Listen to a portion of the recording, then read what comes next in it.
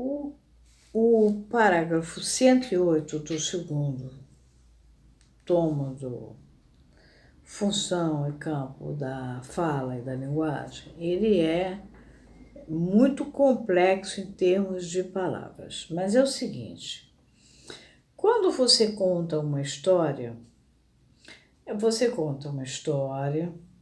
essa história está relacionada à sua subjetividade de historiador, de contador da história.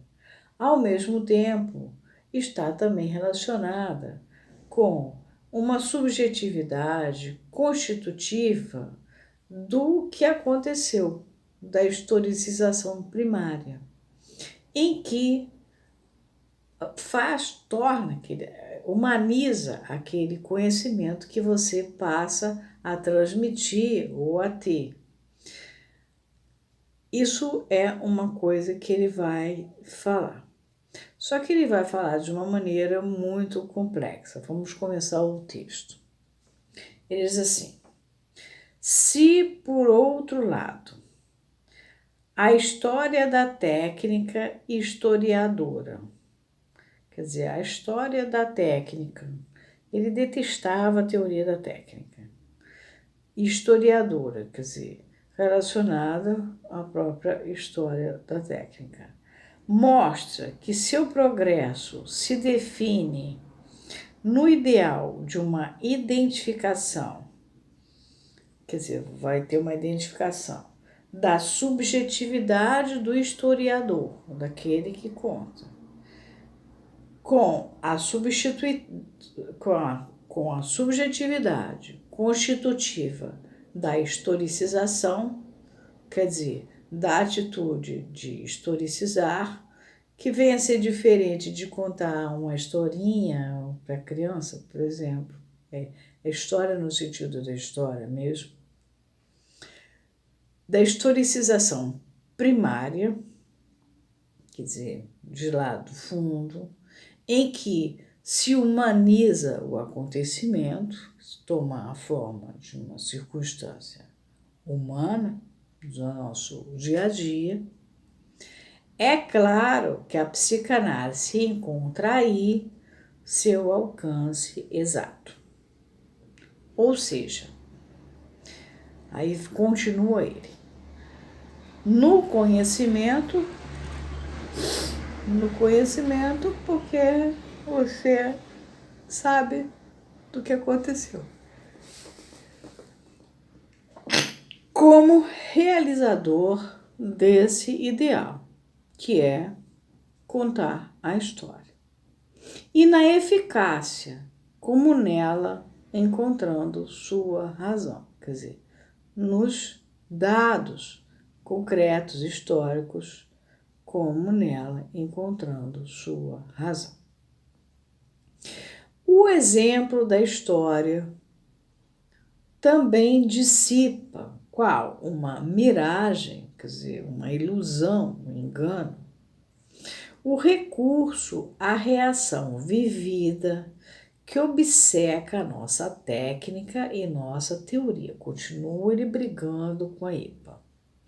Pois a historicidade fundamental do acontecimento que guardamos basta para conceber a possibilidade de uma reprodução subjetiva do passado no presente.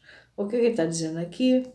Ele está dizendo aqui que basta você se lembrar que até 1910 os analistas estavam mais interessados em fazer psicanálise. A partir daí, isso transformou-se numa profissão. Transformando-se numa profissão, acabou criando uma instituição. Criando uma instituição, acabou havendo problemas, porque todo mundo aí passou a achar que podia teorizar e fazer coisas. Aí, para arrumar a casa, inventaram a International Training Commission. A International Training Commission, por sua vez, deturpou toda a psicanálise, porque aí criou teoria da técnica e etc, etc, etc. Então, ele continua na mesma briga com a IPA agora. E dizendo que voltamos a uma questão. O nosso passado que ele já se queixou disso, ficou lá atrás. O nosso passado qual é? É que Freud, pelo fato de não estar tratando com a medicina não poderia dar conta daqueles fenômenos psíquicos que estavam aparecendo. Na verdade, ele estava trabalhando com o sujeito falante, o sujeito do inconsciente, o sujeito da linguagem. Aquele que nasce lá no estágio do espelho que eu mostrei para vocês. É isso que o Lacan está falando aqui. Mas ele fala de uma maneira difícil. Vou repetir o parágrafo para vocês verem que não é fácil. Se, por um lado, a história da técnica historiadora mostra que seu progresso se define no ideal de uma identificação da subjetividade do historiador com a subjetividade constitutiva da historicização primária, em que se humaniza o acontecimento, é claro que a psicanálise encontra aí seu alcance exato, ou seja, no conhecimento como realizador desse ideal e na eficácia como nela encontrando sua razão.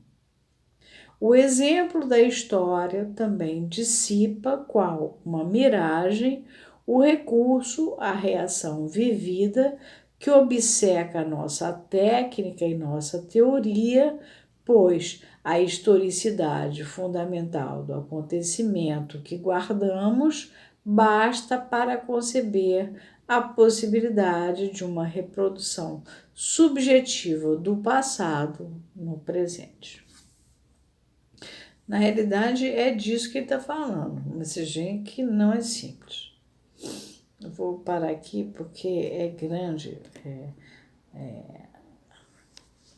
Acho que até dá para ir um pouquinho. E mais, esse exemplo nos faz apreender como a regressão psicanalítica. Vocês lembram que quando a criança se atrapalha, ela regride uma fase anterior, isso segundo Freud.